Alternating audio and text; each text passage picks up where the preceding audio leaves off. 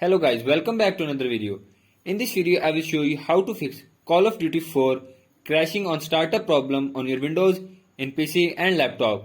So to fix this issue, follow every step as I am showing in this video, and do not forget to subscribe this channel and also press the bell icon for the latest upcoming videos. Hope so this will fix your problem and help you a lot.